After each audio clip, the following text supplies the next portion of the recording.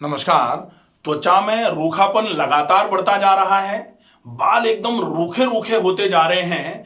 तलवे, हथेलियां या फिर पूरी की पूरी जो त्वचा है वो एकदम से थोड़ा ऐसे करके हल्का सा नाखून लगा दो तो पूरी लाइनें बन जा रही हैं।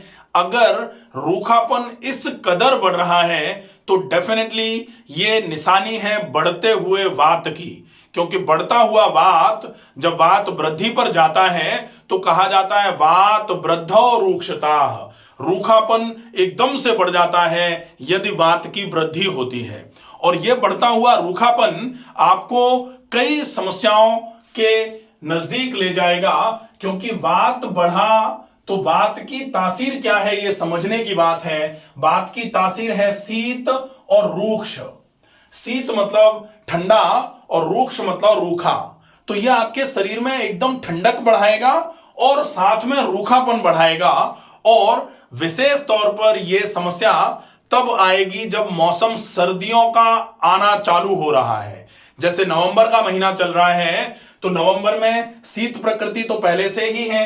अब यह शीत और इसके साथ में रूखापन, तो नवंबर आते आते ऐसा लगता है कि जैसे आप अगर कुछ एकदम से बहुत मॉइस्चराइजर नहीं लगा रहे हैं। वो कई सारे लोग होते हैं सर्दियों में मॉइस्चराइजर लगा लगा के परेशान हो जा रहे हैं, लेकिन बार बार करके त्वचा रूखी हो जा रही है, बार बार करके त्वचा रूखी हो जा रही है। अंदर से ऑयल बिल्कुल भी त्वचा पर नहीं आ पा रहा है। ऊपर से जितना भी तेल पोत लो, मॉइस्चराइजर पोत लो, लेकिन वो थोड़े समय के बाद फिर गायब हो जाता है, त्वचा फिर से रूखी की रूखी।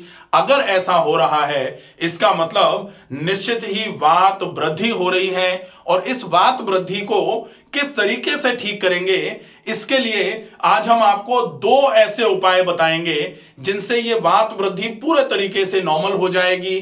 बस आपको बहुत अच्छे तरीके से इन दो चीजों का उपयोग आवश्यक तौर पर करना है। तो वात का जो रोग है वो क्या क्या बढ़ाएगा। वात की तासीर शीत और रूक्ष है।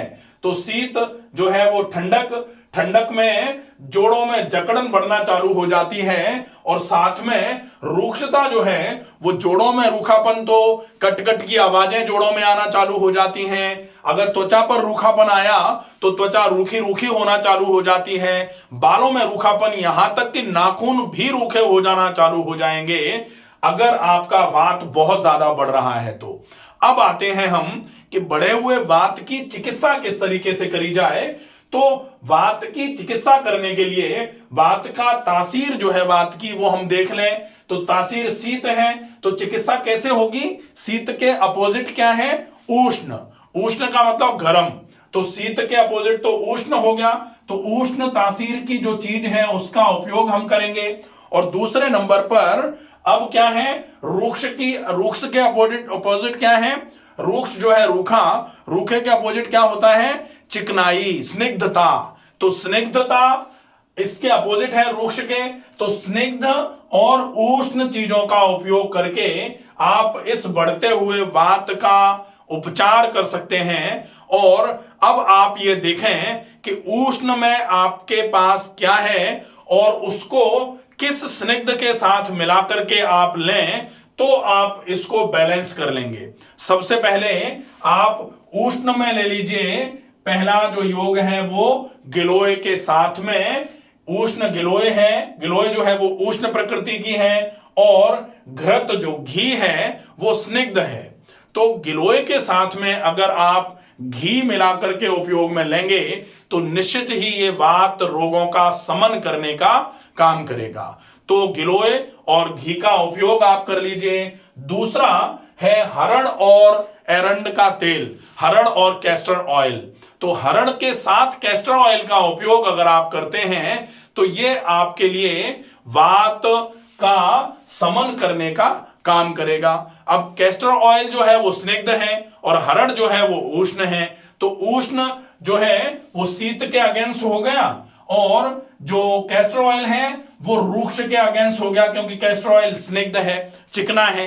तो चिकनाई, जहां चिकनाई पहुंचेगी वो रूखेपन को दूर करने का काम करेगी और उष्णता पहुंचेगी तो वो ठंडक को भगाने का काम करेगी।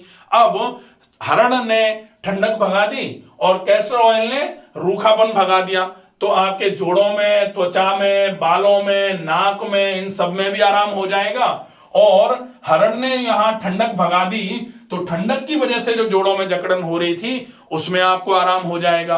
अब आप ये विशेष ध्यान रखेंगे कि वात का समन तो आपने इससे कर लिया, लेकिन वात का जनन जो है वो ना हो दोबारा।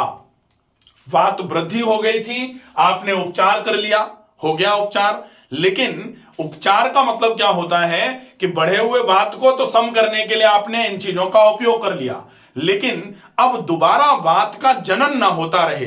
क्योंकि अगर यहां कम कर दिया बढ़ा हुआ वात और अमाशय से फिर से वात बन गया तो फिर से वो बढ़ जाएगा, फिर से आप इसका उपयोग करो। तो चिकित्सा का मतलब होता है कि एक बार जो रोग आपके शरीर में आ गया है उस रोग को आप खत्म तो कर दो, लेकिन अब वो रोग आने का रास्ता बंद कर दो ताकि दोबारा ना आने पाए। अब हम रास्ते को बंद किए बिना हम लगातार उपचार करते रहेंगे कि रोग आता रहे तू और हम उपचार करते रहेंगे, तो फिर हम बाकी के काम कब करेंगे। तो उपचार जो है वो रोग का उपचार अगर समूल करना है तो रोग के कारण को नष्ट कर दो। तो वात का जनन जहां से हो रहा है उस वात के जनन की जगह को ठीक कर दो।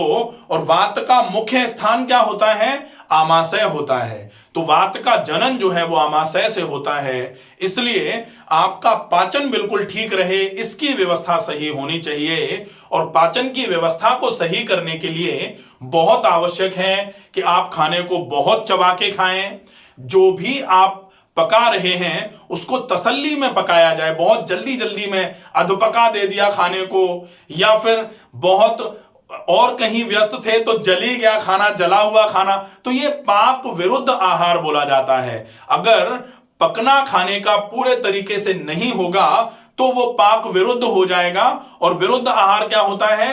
विरुद्ध आहार के लिए बोला जाता है विरुद्धमपिच आहारम विद्यात विषगरोपमम, कि विरुद्ध आहार अगर आप ले रहे हैं तो आपको अलग से जहर खाने की आवश्यकता नहीं है। वो विरुद्ध आहार ही आपके लिए स्लो पॉइजन का काम करेगा। विद्यात विषगरोपमम, वो स्लो पॉइजन का काम करेगा। क्या क्या स्लो पॉइजन का काम करेगा? विरुद्ध आहार, विरुद्धमपिच भोजनम, विरुद्धमपिच आहारम। ठीक है, तो आप विरुद्ध आहार अगर नहीं लेंगे, और विरुद्ध आहार में किसके साथ क्या खाना है, कौन से खाने को कब नहीं खाना है, ये और खाना कैसे पकाया जाए जो आपके लिए उपयोगी हो। अगर पाक विरुद्ध हो जाएगा, पकाने की जो विधि है उसमें कोई गड़बड़ी आ जाएगी तो भी वो आपके लिए जहर के समान ही काम करेगा। इसलिए अच्छे से पका करके तरीके से उसको खाया जाए, तब जाके वो भोजन आपके लिए उपयोगी साबित होगा। साथ में व्यायाम करके उसको पचाने की व्यवस्था भी करी जाए कि आपने अच्छा बनाया, अच्छा खाया, सही भोजन था, सही तरीके से भी खाया, आपने कॉम्बिनेशन वगैरह का भी पूरा ध्यान रखा। लेकिन व्यायाम अगर नहीं करेंगे तो खाया गया खाना अपच जरूर कराएगा, विकृत होगा आमाशय में, और वो आमाशय में विकृत होता हुआ आहार वहां ही वात का जनन करना चालू कर देगा, जो फिर आकर के आपके बाहर इन सारे के सारे रोगों का कारण बनेगा।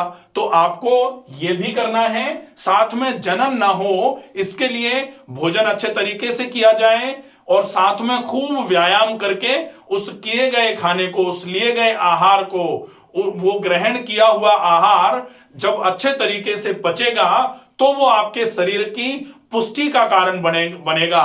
और अगर वो पचा नहीं तो डेफिनेटली वो आपके शरीर में विकृति या रोग का कारण बनेगा।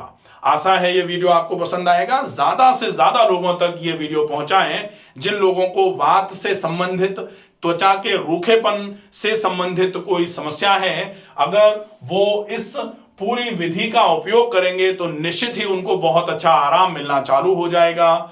ज्यादा से ज्यादा लोगों तक इस वीडियो को शेयर करें। स्वस्थ रहिए, सुरक्षित रहिए। धन्यवाद।